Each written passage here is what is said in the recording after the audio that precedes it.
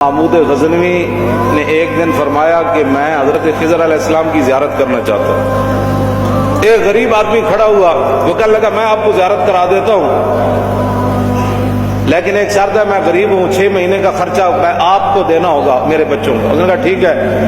6 مہینے کے بعد محمود غزنوی نے اس کو بلایا۔ ہاں جی، خضر علیہ السلام کی ملاقات کا کوئی وظیفہ مکمل ہوا؟ اس نے کہا جی کچھ وظیفے الٹ ہو گئے، 6 مہینے اور چاہیے۔ اس نے کہا ٹھیک ہے۔ سال کے بعد اس کو پھر حضرت محمود غزنوی بلایا، فرمایا ہاں جی خضر علیہ السلام نہ کوئی میری ملاقات کا امکان پیدا ہویا، تسی وظیفے جو کر رہے ہو دریا کے کنارے۔ انہوں نے کہا جی میں کہاں، خضر علیہ السلام کہاں، میں نے تو آپ کے ساتھ جھوٹ بولا، غریب آدمی تھا تو پیسے میرا روٹی پانی چل گیا 1 سال۔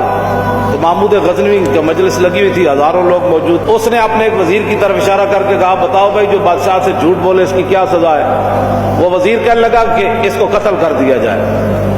محمود غزنوی کے مجلس میں ایک نورانی چہرے والے بزرگ بیٹھے تھے، انہوں نے کہا بادشاہ سلامت، اس نے بالکل ٹھیک کہا۔ پھر اس نے ایک دوسرے وزیر سے پوچھا، اس نے کہا جی اس کی کیا سزا ہے جس نے بادشاہ سے داؤ بھی لگایا اور جھوٹ بھی بولا؟ اس نے کہا یہ گردن نہ اتاریں، یہ تو پھر جلدی مر جائے گا، اس پر کتے چھوڑے، یہاں تک کہ کتے اسے نوچ نوچ کر کھائیں تاکہ اس کو پتہ چلے بادشاہ سے جھوٹ نہیں بولا جاتا۔ تو وہ بزرگ نورانی چہرے والے کہنے لگے بادشاہ سلامت، اس نے ٹھیک کہا۔ پھر اس نے حضرت ایاز کو کہا، حضرت ایاز کو کہا کہ ہاں جی آپ بتائیں۔ اس نے کہا بادشاہ سلامت، ایک غریب آدمی تھا، اس کے جھوٹ بولنے سے آپ کے وقار میں کوئی کمی نہیں آئی، اور 1 سال پیسے دینے سے آپ کے خزانے میں کوئی کمی نہیں ہے، یا آپ اس کو معاف کر دیں۔ وہ نورانی چہرے والا بزرگ کہنے لگا بادشاہ سلامت بالکل اس نے ٹھیک کہا۔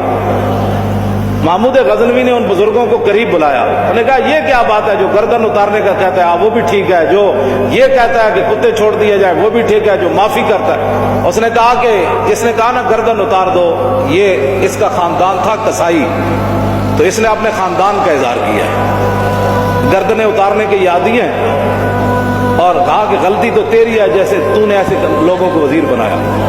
اس نے کہا جس نے کتوں کا کہا نا کتے چھوڑو، اس کے آباء و اجداد بادشاہوں کے کتے نہلایا کرتے تھے۔ اس نے اپنے خاندان کا اظہار کیا ہے، اس نے اپنی فطرت اپنے خون کا بتایا ہے، اور کہا کہ رہ گیا ایاز، یہ سید ہے اور سید کربلا میں لٹے بھی گئے،